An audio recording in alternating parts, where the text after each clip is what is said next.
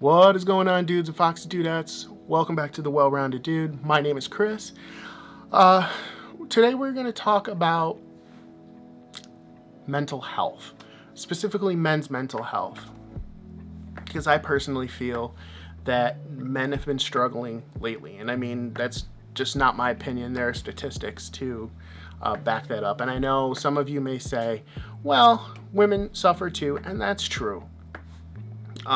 But this is a men's lifestyle channel, so plus I'm a dude. So we're going to specifically be talking about men's mental health issues. And the reason for this is because I saw some statistics, and I don't want to get into those because, you know, there's always going to be somebody that will say, well, that's not true, da, da, da, and call into question those. But, you know, men's suicide rates are up, unfortunately. You know, there's always been a stigma about mental health.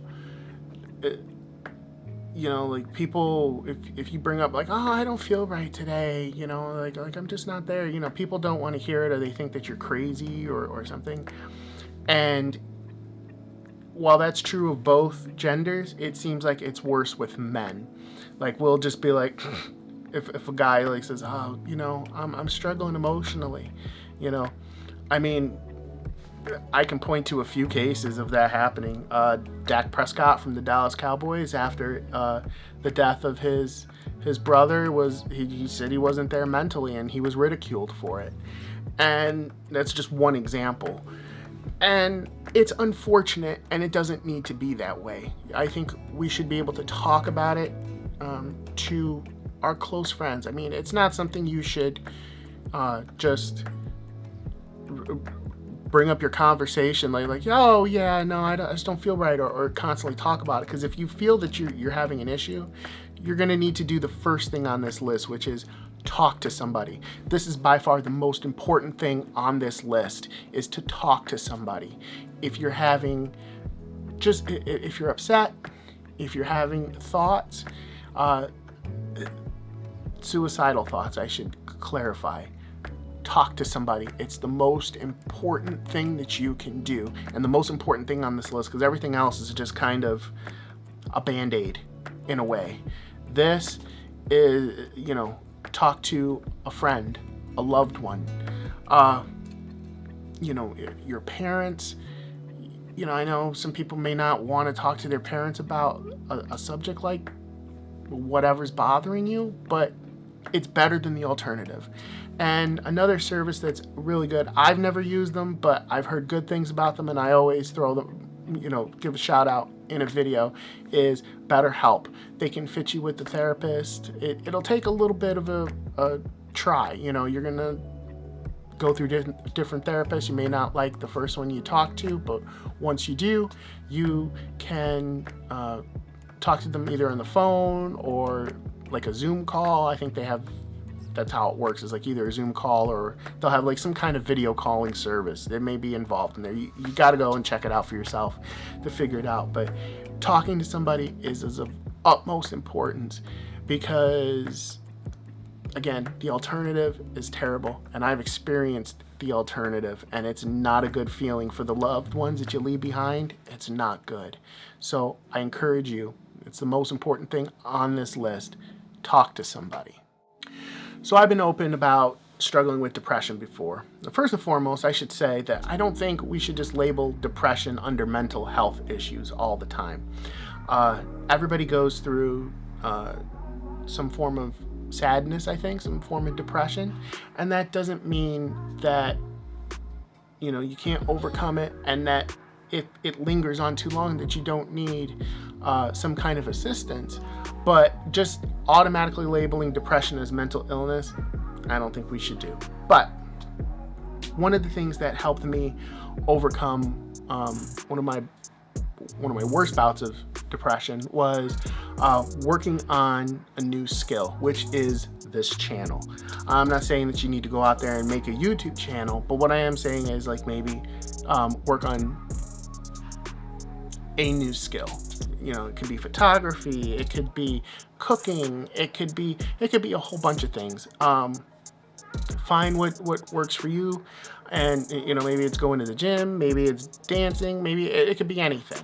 But maybe try working on that, because when you throw yourself into that, you'll be surprised how much better you can feel and the confidence you gain, because sometimes that's the key. Just getting some confidence can help you overcome almost anything. Now, if you are interested in hearing my story of why I started this channel, you can listen to the first episode of the Well-Rounded Dude podcast, entitled The Origin of the Well-Rounded Dude. And it's where I talk about, what led me to this channel. And I also just want to clarify that I'm not putting down anybody else's mental state or their depression or trying to make light of it. What I'm saying is that, if you find yourself extremely depressed, that's when you go back to step one and you find yourself talking to somebody if it's lingering on too long. But we all go through depression. We all go through sadness. We need to embrace that and understand that in other people a lot more. Something else I used to help fight my depression or anxiety was I focused on my style and grooming. It may sound superficial, but depending on what's bothering you, it could be, you lack a little bit of confidence. And there's no better way to gain some confidence than to focus on your style and grooming, in my personal opinion. Like I said, it may seem superficial, but I think we've all been made fun of for our appearance at some point, either as a child or teenager as an adult. I know it's happened to me by people who are supposed to be a friend, but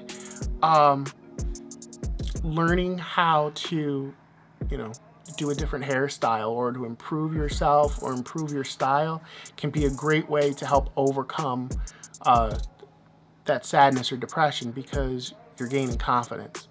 Confidence will beat depression. And there are, again, a whole bunch of other things that you can do. We're going to talk about some of them on this list, but self-improvement and gaining that confidence, there's nothing like it. So I have found that sometimes focusing on a problem too much can cause you not to see your way out of the problem. And what I always recommend is to take a breather, kind of just forget about it, which sounds weird, right? Because usually when you're trying to get better at something, you focus on it, and repetition or just thinking about it works better, right? It sounds good in theory, but sometimes that's not the case. Sometimes you just need to give yourself a break because you can't see the problem if you're up close on it all the time. So I recommend watching a movie. Again, I know some of this sounds trivial, but this could help you. This has helped me a ton of times. I'm so focused on, what am I going to do next for this channel? How am I going to make this channel grow? Something that somebody said to me, or somebody that, hurt me, or I'm trying to analyze a problem, and it drives me crazy. And then I just all right, I just got to put it away, and then just kind of kick back, relax, watch something on TV or watch a movie, and all of a sudden my solution will come to me when I'm not even that focused on it. It's amazing how that works. It's just funny. And I get that some people may look at them and be like, watch a movie? That's really gonna help fight depression and stuff? Again, none of these are as important as talking to somebody, but you'd be surprised what you can do on your own sometimes. And I think this is one of the things of okay, put it down, put it away, focus on something else, and the idea will come to you. It's happened to me several times within the last few years, honestly. So one of the last things I'm going to mention to you guys today is really helped me out quite a bit. Making a goal and making a plan. Now, again, this all depends on what's bothering you, but sometimes the fix is a long haul. Sometimes you have to make a goal, and the goal in and of itself sometimes can motivate you, can give you the confidence, can make you feel happy about it. I know that's happened with me. Once again, when I started this channel, I was in a really bad place, and just having the idea, the goal of what I wanted to do, it kind of excited me again. It made me, you know, forget about what made me sad. It was just like, okay, yeah, I can do this. Let me kick ass. There's a whole bunch of ass I need to kick before I make this happen, and I can't wait for that to happen. And I made a plan, and that's the other thing I want to talk to you about, making a plan. Now, for instance, your plan may be, or your goal may be to get in shape. So you gotta eat right. So that means cooking. You may not be used to the meals that you have to eat in order to get fit. So you gotta learn how to cook different meals. So there's another skill. You gotta learn how to cook spinach, okay? Just for instance.